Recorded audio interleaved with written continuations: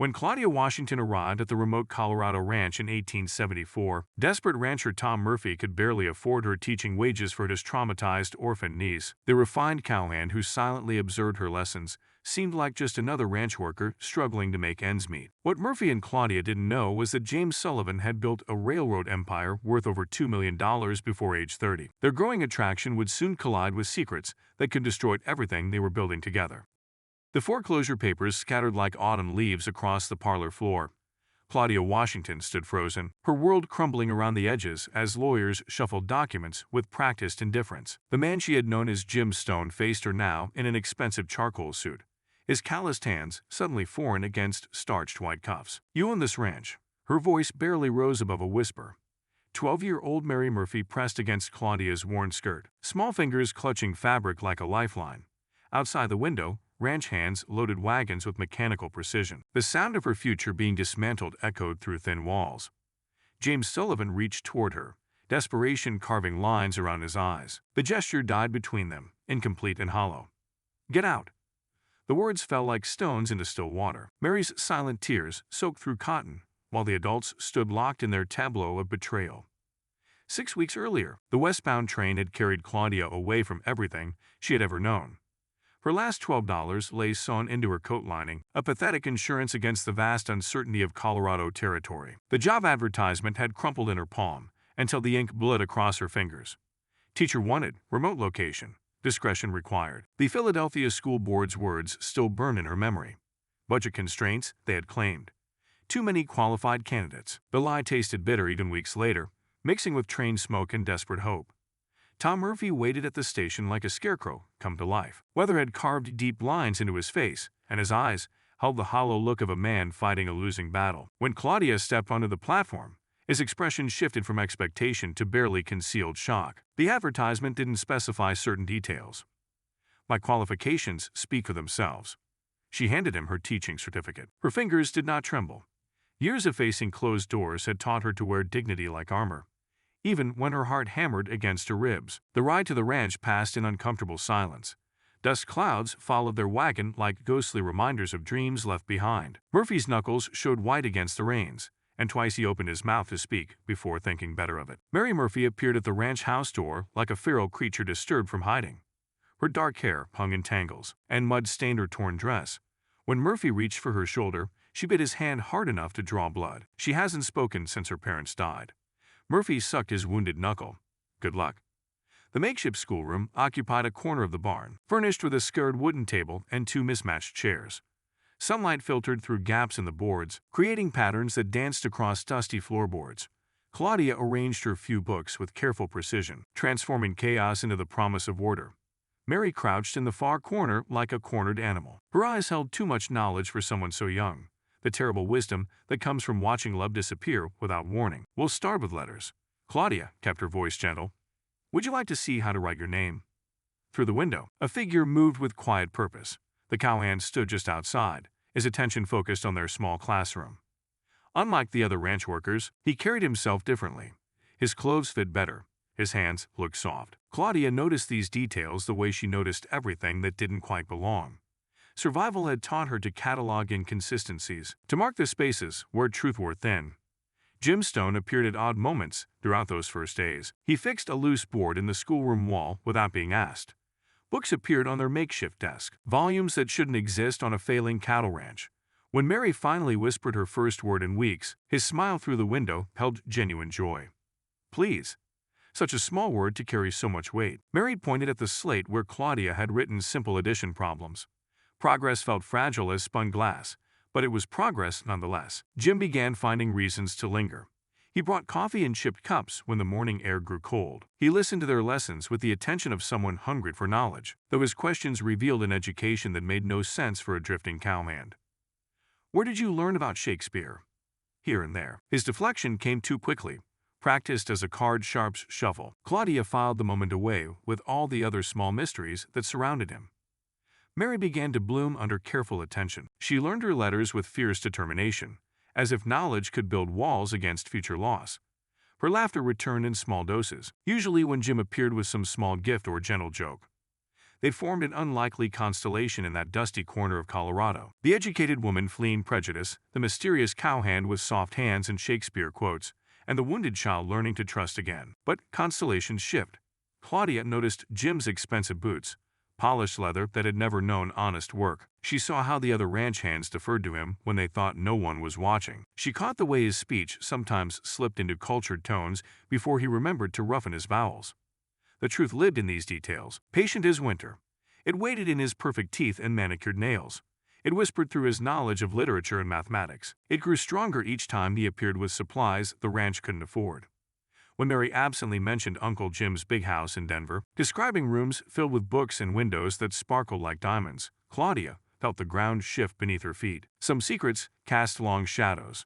Others burned bright enough to illuminate everything you thought you knew about the world. This one would do both. The ledger book lay open on Murphy's kitchen table like a confession. Red ink blowed across yellow pages, each entry a small defeat carved in careful penmanship. Claudia studied the numbers while Murphy poured coffee with shaking hands. "Can't pay your wages this month." His voice cracked like drought-hardened earth. Can't pay anyone, truth be told. Outside, a supply wagon rolled past the window. Fresh lumber, new tools, feed for livestock that should have starved weeks ago. The contradiction sat heavy in the morning air, thick as the dust that coated everything in this godforsaken place. Claudia closed the ledger with deliberate care. Where did the supplies come from? Murphy's cup rattled against the saucer. Got friends in town. The lie tasted like ashes between them. She had learned to recognize deception by its particular weight, the way it bent conversations toward awkward silences and averted eyes. Jim appeared in the doorway, his presence filling the space with unspoken questions. Sweat should have darkened his shirt after morning chores, but his clothes remained pristine. His hands showed no trace of honest work. Everything all right? Murphy nodded too quickly. Jim's gaze lingered on the closed ledger before finding Claudia's face. Something passed between them, electric and dangerous. Later, in the schoolroom, Mary struggled with multiplication tables while Claudia's mind wandered to mysteries that multiplied faster than numbers on a slate. Jim watched from his usual post by the window, but today his attention felt different, heavier, like a man studying a problem he couldn't quite solve. "Miss Claudia, you're not listening." Mary's complaint cut through her distraction. The child was right. Claudia's thoughts had scattered like tumbleweeds, chasing shadows and half-truths across the barren landscape of her suspicions. "Show me your work again." While Mary recited numbers, Claudia observed the man outside. He leaned against the fence post with casual grace, but his posture belonged to someone accustomed to authority. Ranch hands didn't carry themselves like kings in exile. That evening, she tested him. "Help me move this trunk." Jim lifted the heavy chest as if it contained feathers instead of books. His technique was wrong. His grip belonged to someone who hired others to do the lifting. When she asked him to demonstrate a bull-line knot, his fingers fumbled through movements any cowhand should know by instinct. New to ranch work? Learning as I go? Another lie? Smooth as river stones, she was collecting them now. These small deceptions that built toward something larger and more dangerous than simple dishonesty. Night brought voices through thin walls. Murphy's words carried the desperate edge of a drowning man. "She's working miracles with Mary. But if she finds out about the arrangement." Claudia pressed closer to the gap between boards. The second voice belonged to Jim, though his tone had shed its careful roughness. "The child's progress exceeds all expectations, as does her teacher's dedication. But if she discovers the truth about the money, about who you really are, then we'll face that when it comes." Their conversation died when floorboards creaked under Claudia's shifting weight. Silence stretched between the rooms like a held breath. The next morning brought new revelations, wrapped in innocence. Mary chattered about Uncle Jim's visits to Denver, describing a mansion with crystal chandeliers and servants who wore white gloves. She spoke of rooms filled with books that reached the ceiling, of windows that sparkled like captured sunlight. "Uncle Jim says I can visit when I'm older. He says I can read all the books I want." Claudia's pencil snapped between her fingers. The pieces fell to the floor like broken promises. "Tell me more about Uncle Jim's house." Mary painted pictures with words, each detail adding weight to Claudia's growing certainty. No cowhand-owned mansions, no drifter-commanded rooms full of leather-bound volumes and Persian carpets. He has a special room just for writing letters, important letters to important people. The truth crystallized like ice forming on winter glass. Clear, cold, cutting. Claudia excused herself and rode to town through afternoon heat that shimmered like lies made visible. The banker's office smelled of leather and old money, scents that belonged to power and privilege. James Sullivan. The banker's eyebrows climbed toward his receding hairline. Everyone knows Sullivan Industries. Railroad money, mining investments. That man could buy half the territory if he took a notion. The words hit like physical blows. Each revelation stripped away another layer of the careful fiction she had been living. He's been asking questions about a certain schoolteacher. Your qualifications, your background. Some say he's taken quite an interest. Heat rose in Claudia's cheeks. Not embarrassment. Rage. The kind that burned clean and hot, consuming everything in its path. She rode back to the ranch with Fury as her companion. The wind carried dust and the bitter taste of betrayal. Every shared moment between them had been contaminated by deception. Every gentle touch had been calculated. Every smile had served a purpose she was only beginning to understand. Jim was teaching Mary to ride when she returned. His horse was a thoroughbred, sleek, and expensive. No ranch animal had ever possessed such bloodlines. "Who are you?" The question cut across the yard like a blade. Mary looked between them with sudden fear, recognizing the danger that crackling in the air like lightning before a storm. Jim's hands still on the reins. His carefully constructed facade began to crack, revealing glimpses of the man beneath the masquerade. "I can explain. Can you?" A telegram arrived before he could answer, carried by a rider whose horse was lathered with sweat and urgency. Jim's face drained of color as he read the yellow paper. His fingers trembled against the cheap telegraph stock. "What is it?" "Business associates, coming to inspect the investment." The words hung between them like a noose. Investment. Not ranch. Not home. Not the fragile family they had been building together in this corner of nowhere. Mary sensed the shift in the adults around her. Her new confidence began to crumble, replaced by the haunted look of a child who had learned that love could disappear without warning. "Miss Claudia, is something wrong?" Wrong. Such a small word for the magnitude of deception that surrounded them. Claudia looked at the man she had been falling in love with, seeing him clearly for the first time. Wealthy. Powerful. Playing games with their lives while she struggled to afford paper for Mary's lessons. "Go inside, Mary." The child obeyed with reluctance, casting frightened glances over her shoulder. When they were alone, Claudia faced the stranger who wore Jim Stone's face. "Your business associates are coming to inspect me." It wasn't a question. The truth lived in his silence, in the way he couldn't meet her eyes, in the telegram that fluttered in his nerveless fingers like a white flag of surrender. The wind picked up, carrying the scent of rain and reckoning. Storm clouds gathered on the horizon, dark and pregnant with the promise of change. Some truths arrived like gentle dawn, illuminating the world with gradual grace. Others struck like lightning, leaving nothing but ashes in their wake. The confession came like water breaking through a cracked dam. James sat on the porch steps while sunset painted the sky the color of old blood. His hands lay empty in his lap, no longer pretending to be anything other than what they were. "I was 7 when they died." His voice carried the weight of old grief. Cholera took them both within a week. Claudia remained standing, distance measured in more than feet. The revelation felt like watching a stranger emerge from familiar skin. "My uncle's family took me in, took my inheritance too, said they were protecting it for my own good." The wind moved through dying grass, a sound like whispered secrets. James stared at the horizon, where his carefully constructed world was crumbling into dust. "Spent 10 years watching them spend my father's money on their own children, their own dreams. When I turned 18, there was nothing left but debts and empty promises." Claudia's anger wavered, disturbed by the pain in his voice. She had learned to recognize genuine suffering, could taste its particular bitterness in the air between them. "Built Sullivan Industries from borrowed money and spite. Every railroad tie, every mining claim, every business deal was about proving I could survive what they tried to do to me." The confession explained his soft hands, his educated speech, the way authority clung to him like expensive cologne. But it didn't excuse the deception. Why the charade? James looked up at her then, and she saw the lonely child he had been, still trapped behind wealthy man's eyes. "My investments aren't just about profit. I find places where money can make a difference. Schools, hospitals, ranches trying to survive another season." He pulled folded letters from his shirt pocket. Her own handwriting stared back at her, words she had penned to Murphy months ago, describing her hopes for Mary's education. "I read your correspondence before approving the funding. Your intelligence, your dedication to a child you barely knew, the way you refused to give up despite everything working against you." Heat crept up Claudia's neck. He had been studying her like a specimen, cataloging her responses, measuring her worth. "I came to evaluate an investment. I stayed because I found something I'd never had." "What?" "Home." The word hung between them like a bridge she was afraid to cross. In the distance, dust clouds announced the arrival of visitors. James stood slowly, resignation settling over his features like a shroud. "My business partners." Two carriages approached through golden light, expensive vehicles that belonged to a different world than this struggling ranch. The first passenger to emerge was a man whose suit cost more than most people earn in a year. Senator Hayes followed, his political smile practiced and cold. Cornelius Blackwood surveyed the ranch with obvious distaste. His gaze lingered on Claudia with the calculating attention of a man pricing livestock.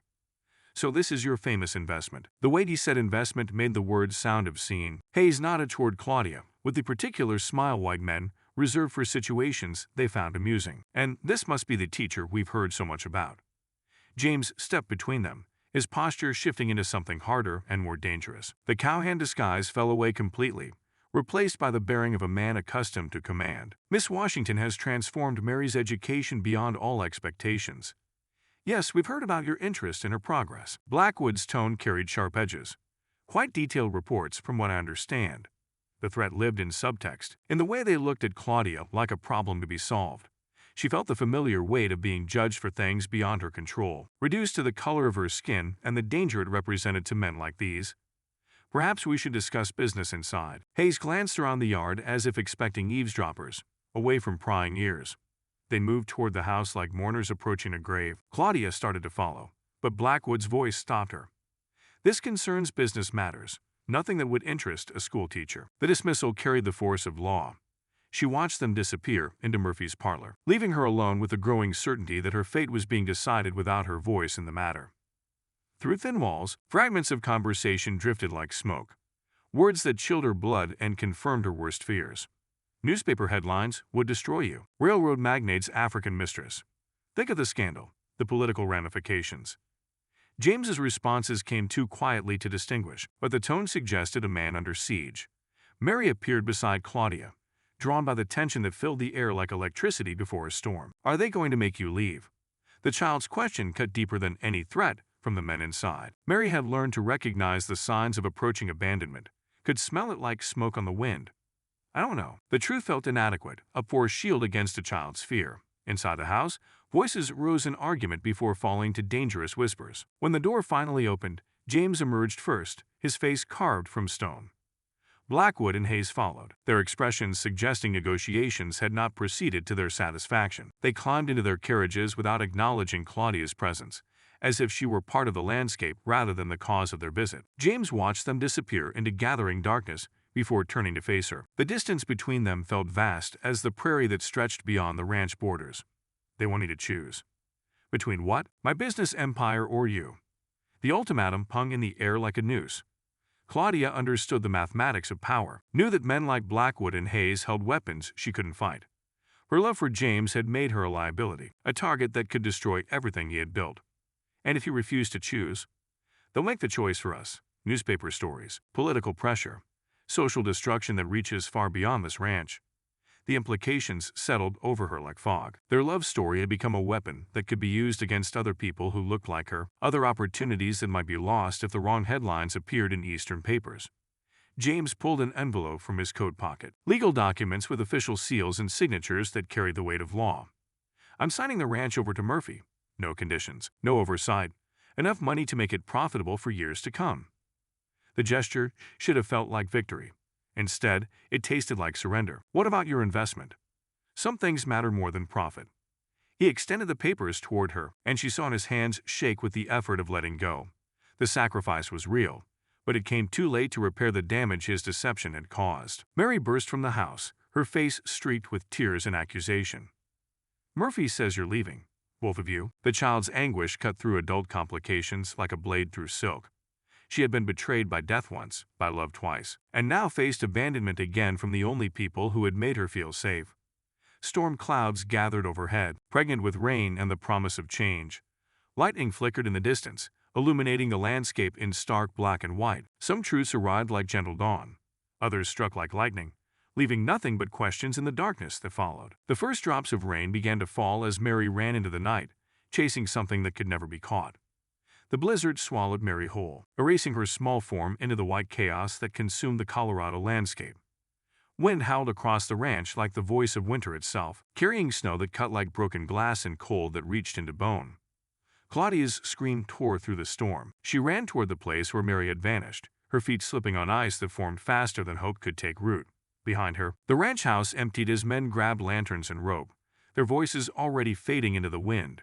James appeared at her side. No longer the mysterious cowhand or the wealthy businessman, just a man terrified of losing someone he loved. His expensive coat was already white with snow, his careful disguise finally stripped away by something more powerful than secrets. She can't have gone far. The lie felt necessary. They both knew children could disappear into storms like this, swallowed by cold and distance until spring revealed what winter had claimed. Murphy organized the search with the efficiency of a man who had faced loss before. Ranch hands spread out in a grid pattern, their lanterns creating small islands of light in an ocean of darkness. The wind carried their shouts and scattered them like prayers. "Mary, Mary, come back." Claudia's voice cracked with desperation. Each unanswered call felt like another door slamming shut, another chance lost to the endless white that surrounded them. James stayed close, his presence a steady anchor in the chaos. When she stumbled, his hand found her elbow. When her voice failed, his took up the call. The barriers between them crumbled in the face of shared terror. They searched through the night, following tracks that disappeared as quickly as they formed. The cold bit through their clothes, turning fingers numb and faces raw. But the alternative to searching was unthinkable. Dawn brought no relief, only gray light that illuminated the scope of their failure. The storm had covered everything in uniform white, erasing landmarks and hope with equal efficiency. Mary could be anywhere within miles or nowhere at all. The old mine. James pointed toward distant hills barely visible through falling snow. She talked about exploring there once. It was a desperate guess, but desperation was all they had left. The mine had been abandoned for decades, its entrance hidden by overgrown brush and time. If Mary had sought shelter there, she might still be alive. If she hadn't, they were wasting precious hours. The journey took them through drifts that reached their waists, across ground that offered no mercy to those foolish enough to challenge it. Claudia's lungs burned with each breath, but stopping meant accepting the unacceptable. They found her in the mine's shallow depths, curled against stone walls that had provided just enough shelter to keep death at bay. Her lips were blue, her breathing shallow, but her eyes opened when Claudia called her name. "I wanted to stop you from leaving." The words came out as barely a whisper, carried on breath that clouded in the frigid air. Mary's confession broke something inside Claudia, a dam that had been holding back weeks of accumulated grief and love. "I'm here now." They carried her out together, James lifting her small form while Claudia cleared the path ahead. The return journey felt longer, weighted with the knowledge of how close they had come to losing everything that mattered. The ranch house became a hospital, its kitchen filled with warm blankets and hot soup. Mary's recovery was slow but steady, her natural resilience aided by the fierce attention of two adults who had learned the price of love in the coldest possible terms. The crisis had changed something fundamental between them. Claudia saw James clearly now, not as the wealthy man who had deceived her or the cowhand who had charmed her, but as someone who would risk everything for a child's safety. The revelation was more intimate than any confession. But the world beyond the ranch remained unchanged. The same forces that had driven them apart still waited outside their temporary sanctuary, patient as wolves circling a dying fire. "You have to go." The words cost Claudia everything to speak. James looked up from where he sat beside Mary's bed, his face carved with exhaustion and something deeper. "I know." They both understood the mathematics of the situation. His presence endangered her. Her presence endangered him. And together they created a target that could destroy innocent people who looked like her or believed in causes like hers. The parting came at dawn, quiet as snowfall. James left legal documents that secured the ranch's future, ensured Mary's education, and provided for Claudia's transition to whatever came next. His thoroughbred horse carried him east toward the sunrise, toward a life that could never include the woman he loved. Claudia watched until he disappeared into the morning light, then turned her attention to the child who needed her presence more than her grief. 6 months later, Denver had grown to accommodate dreams that wouldn't fit in smaller places. The Washington School for Girls occupied a converted warehouse in the better part of town, its classrooms filled with children who carried books like weapons against ignorance. Mary thrived in the urban environment, her sharp mind finally given room to expand. She helped with the younger students, her own experience with loss making her gentle with their struggles. The ranch felt like a distant memory, important but no longer immediate. Claudia found satisfaction in the work, in watching minds open like flowers in spring. The anonymous donations that funded their operations allowed her to focus on teaching rather than survival, though she never asked about their source. The letter arrived on a Tuesday, carried by a messenger who refused to wait for a response. Inside the envelope, a deed to the school building lay folded around a single sentence, written in familiar handwriting. "Some investments pay dividends forever." Through the window, she glimpsed a figure on horseback, watching her students play in the small courtyard they had claimed from the city's concrete embrace. The rider sat with the easy grace of someone accustomed to long distances and longer solitudes. Their eyes met across the space between worlds. He touched the brim of his hat in acknowledgement, a gesture that carried the weight of everything they had shared and everything they had lost. Then he turned his horse toward the mountains and rode away. Mary appeared at Claudia's shoulder, her question cutting through the moment's fragile peace. "Miss Claudia, will Uncle Jim ever come back?" Claudia folded the deed with careful precision, her hands trembling with the effort of holding so much history in such a small space. Outside, the mountains stood eternal against the sky, holding their secrets close. Some people leave the biggest mark when they learn to let go, and that is all to the story for now. Please let me know where you are tuning in from. Perhaps we will create a story there. Consider liking this video and subscribing to our channel. And if you enjoy our content, click this video on your screen. I promise you, it's worth watching. See you tomorrow.